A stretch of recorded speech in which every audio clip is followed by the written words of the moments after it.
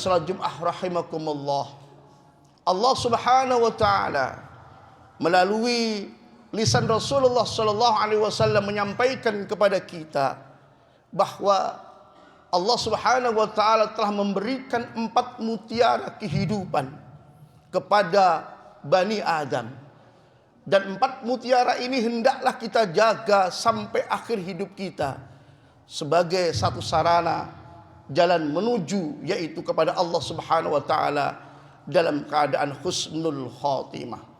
Apakah 4 mutiara yang telah Allah berikan kepada kita? Yang pertama adalah al-aqlu, yaitu akal.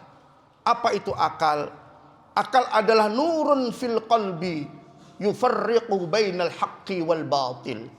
Akal adalah cahaya yang ada di dalam hati yang mampu membedakan antara yang hak dan yang batil. Kita tahu mana yang hak dan mana yang batil dikarenakan kita mempunyai akal. Sehingga apabila kita tidak mampu membedakan mana yang hak dan mana yang batil, berarti nafsu kita telah mengendalikan akal kita. Sehingga Allah jatuhkan diri kita melebihi keberadaan binatang-binatang ternak, bahkan lebih buruk. Akan tetapi ketika kita mampu menggunakan akal kita dengan baik, Allah akan angkat derajat kita melebihi derajatnya para malaikat. Maka manfaatkanlah, gunakanlah akal untuk bisa membedakan mana yang baik dan mana yang buruk. Yang kedua, yaitu ad-din. Mahwaddin, apa itu agama? Ad-dinun nasihah. Agama ada nasihat, aturan-aturan Allah Subhanahu wa taala yang tentunya diharapkan setiap orang yang punya akal mampu mengikuti, yaitu para nabi, para utusan Allah Subhanahu wa taala, agar mereka selamat di dunia maupun di akhirat. Dan yang ketiga yaitu al-haya, yaitu malu. Karena Rasulullah sallallahu alaihi wasallam bersabda, al-haya'u minal iman. Malu itu adalah merupakan sebagian daripada iman. Bahkan Rasulullah sendiri pernah menyampaikan dalam salah satu sabdanya, laki-laki mempunyai yaitu malu itu lebih utama. Tetapi yang paling utama lagi adalah ketika seorang wanita yang mempunyai rasa malu. Kenapa? Karena al-haya'u libasul mar'ah, malu adalah pakaiannya manusia. Dan yang terakhir, mutiara yang diberikan Allah kepada kita adalah al-amalus sholih, yaitu amal-amal soleh. Jemaah dimuliakan oleh Allah Subhanahu wa taala. Akan tetapi ternyata di balik mutiara yang Allah berikan ini ada 4 hal yang tentunya mampu menghilangkan mutiara tersebut, sehingga diharapkan kita mampu mengetahui 4 hal tersebut agar senantiasa kita selamat, sehingga mutiara yang telah Allah berikan kepada kita tidak sampai dihilangkan oleh 4 perkara tersebut. Yang pertama, 4 perkara yang menghilangkan 4 perkara tadi adalah yaitu al-ghadhabu, marah. Marah itu tentunya menghilangkan akal. Al-ghadhabu yuzilul aql. Kemarahan itu mampu menghilangkan akal. Karena ketika seseorang sudah marah, maka mereka dikendalikan oleh nafsunya sehingga enggak mampu membedakan mana yang baik dan mana yang buruk. Sehingga Abu Bakar As-Siddiq menyampaikan kepada kita bahwa al-ghadhabu kal majnun, orang marah itu seperti orang gila. Piring tidak salah mereka banting, pintu tidak salah mereka tonjok. Kenapa? Karena sudah dikendalikan oleh nafsu. Sehingga suatu ketika Nabi Allah Musa alaihissalam berjumpa dengan iblis laknatullah. Kemudian Musa bertanya, wahai iblis, bagaimana pandanganmu tentang orang-orang yang telah marah? Apa jawaban beliau? Orang yang marah itu seperti bola yang dimainkan oleh anak kecil, sehingga aku gampang untuk mengendalikannya. Sehingga akan aku suruh ke selatan, ia akan ke selatan, ke utara akan ke utara, ke timur pun akan ke timur, ke barat pun akan ke barat. Kenapa? Karena dia sudah aku kendalikan. Dan ketika seseorang sudah marah, maka gampang aku tersesatkan dalam jalan yang tidak benar, yang tidak diridhai oleh Allah Subhanahu wa taala. Oleh sebab itu Rasulullah sampai memesankan kepada kita, orang yang kuat bukanlah orang yang ahli gulat, orang yang kuat bukanlah orang yang ahli tinju, tetapi orang yang kuat adalah orang yang mampu menahan amarahnya ketika dalam keadaan yaitu marah. Maka oleh sebab itu, mari kita jaga yaitu sifat-sifat yang ada pada diri kita tadi, agar senantiasa kita terhindar dari sifat marah. Karena marah mampu menghilangkan akal kita, sehingga akal kita tidak berfungsi sedikit pun, sehingga nggak mampu membedakan mana yang baik dan mana yang buruk. Jamaah sidang salat Jumat rahimakumullah. Yang kedua, kita tadi mempunyai yaitu mutiara berupa agama. Tapi ingat, agama bisa dihilangkan yaitu apa? Yaitu dengan sifat-sifat yang buruk, termasuk penyakit hati, yaitu al-hasadu yuziluddina. Hasud, iri, dengki menghilangkan yaitu agama. Jemaah dimuliakan oleh Allah Subhanahu wa taala, karena dengki maka agama enggak terpakai. Aturan-aturan Allah akan dilanggar karena kebencian seseorang dengan orang lain.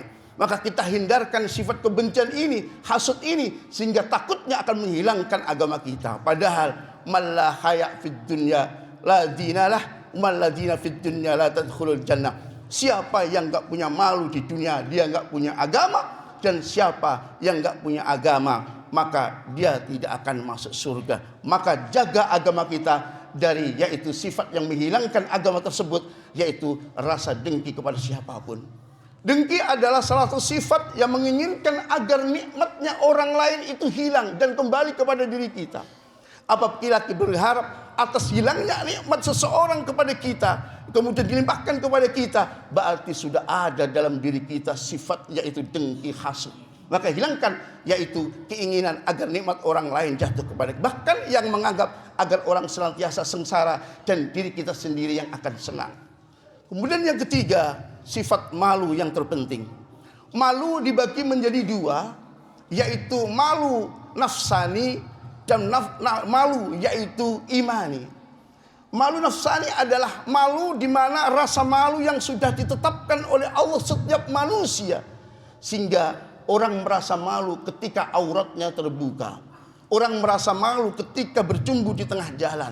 Itu adalah malu nafsani, di mana setiap orang diberikan rasa tersebut. Tapi yang berbahaya adalah malu yang al-hayaul imani, malu yaitu dari segi iman, di mana orang mencegah perbuatan maksiat agar dia takut kepada Allah Subhanahu wa taala. Ketika seseorang sudah tidak takut kepada Allah Subhanahu wa taala, berarti orang itu sudah tidak malu. Kenapa seseorang berani berbuat zina? Karena dia tidak punya malu, khususnya kepada Allah Subhanahu wa taala. Kenapa orang melakukan perbuatan korupsi?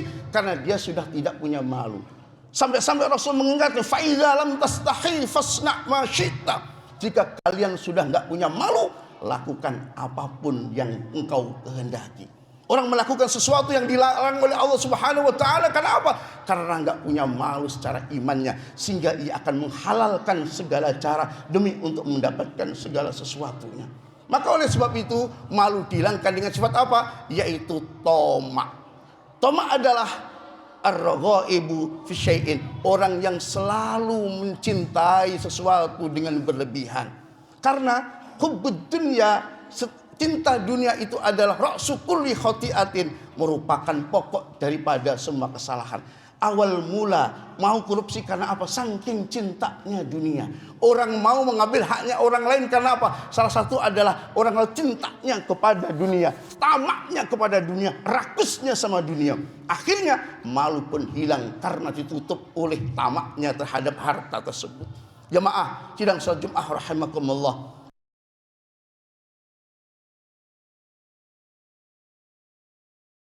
Amal soleh yang sekian lama kita lakukan dengan tujuan nanti akan menjadi yaitu simpanan kita di akhirat. Ternyata apa?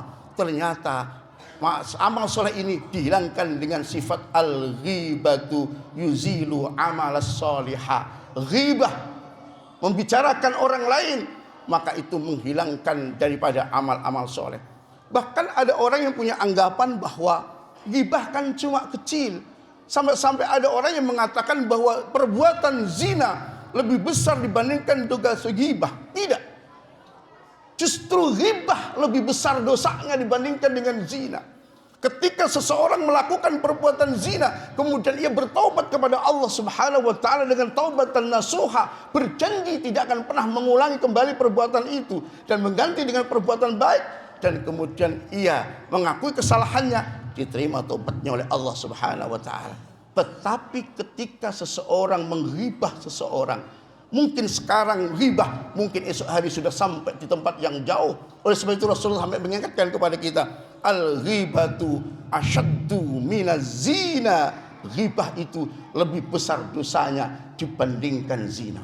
Ketika kita membicarakan aib saudara kita di belakang kita, dan kebetulan aib itu ada pada dirinya, disebut dengan ghibah. Ketika kita membicarakan saudara kita, ya aib-aibnya di belakang kita, dan itu tidak ada pada dirinya, maka disebut dengan fitnah. Maka berhati-hatilah dengan sifat ghibah tersebut. Karena apa? Karena ghibah mampu menghilangkan amal-amal soleh yang selalu kita lakukan dengan harapan menjadi simpanan kita nanti untuk kehidupan akhirat. Jamaah yang dimuliakan oleh Allah Subhanahu wa taala, 4 mutiara begitu indahnya, yaitu berupa akal dan agama, malu, amal soleh. Ternyata ada 4 hal yang mampu menghilangkan mutiara tersebut, sehingga 4 hal tersebut usahakan jangan sampai ada pada diri kita. Kita mohon pertolongan kepada Allah Subhanahu wa taala agar kita senantiasa terhindar dari 4 hal yang mampu menghilangkan mutiara kehidupan kita. Barakallahu li wa lakum fil Qur'anil azim, wa nafa'ani wa iyyakum bima fihi minal ayati wa dzikril hakim. Aqulu qawli hadza wa astaghfirullahal azim li wa lakum wa lisairil muslimin wal muslimat wal mu'minin wal mu'minat fastaghfiruh innahu huwal ghafurur rahim.